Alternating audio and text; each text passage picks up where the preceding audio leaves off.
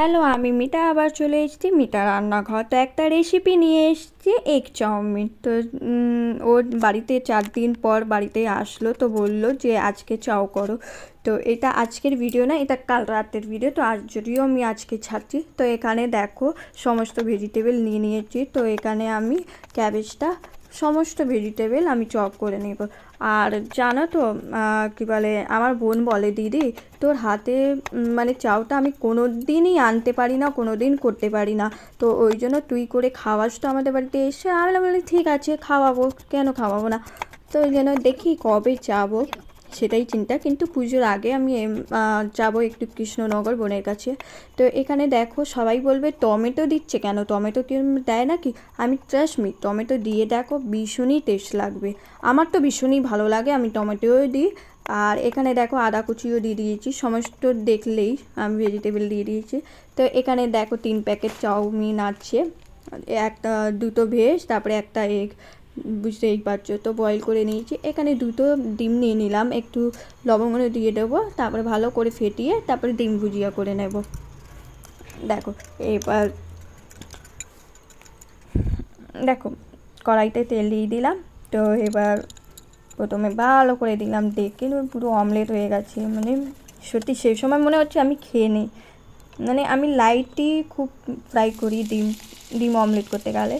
তো এখানে দেখো আমি আদা কুচি দিয়ে দিয়েছি, তারপরে পেঁয়াজ দিয়ে দিয়েছি। বেশি কুক করলে হবে না, বেশি কুক করলেই হবে না, এটা মাথায় রাখবে। হ্যাঁ, এটা আমার মতন করছি, তো ওই জন্য ভিডিওটা ভালো লাগলে অবশ্যই শেয়ার করো, কমেন্ট করো, বেশি বেশি রিয়াকশান দাও, আর যাতে আমার ভিডিওটা অনেকের কাছে পৌঁছে যেতে পারে।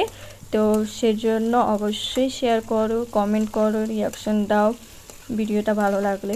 আর যারা নতুন আছো আমার পেজটা ফলো করো। হ্যাঁ, আর তারপরে ইউটিউব পেজ অ্যাকাউন্ট আছে, সেখানেও সাবস্ক্রাইব করে দিও। তো এখানে দেখো অল্প মতন সয়া সস, অল্প মতন ভিনিগার, তারপরে টমেটো সস, তারপরে চিলি সস ভালো করে মিক্স করে নেব। আর আরেকটা মশলা শিফট করে গেছি, সেটা হলো স্যান্ডউইচ চাউমিন মশলা। তো অল্প করেই দিয়েছি, তো ভীষণ ভালো লেগেছিলো, বিশ্বাস করো। আর দেখো এবার হলো ফাইনাল লুক।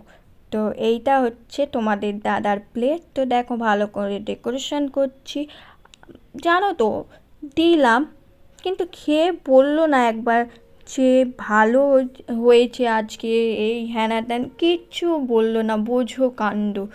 মানে আমি যাই রান্না করি ও কিছু বলে না, আমাকে যেচে যেচে আমাকে জিজ্ঞেস করতে হয়। ভাবো তোমাদের বাড়িতে কি এরকম কর্তামশাই আছে? তাহলে অবশ্যই কমেন্ট করে জানাও। তো এই দেখো, আর আমার তো ভীষণই ভালো লেগেছে। তোমরাও যদি আমার দেখো এরকম করো তো ভালো লাগবে। নেক্সট ভিডিওর জন্য টাটা, থ্যাংক ইউ।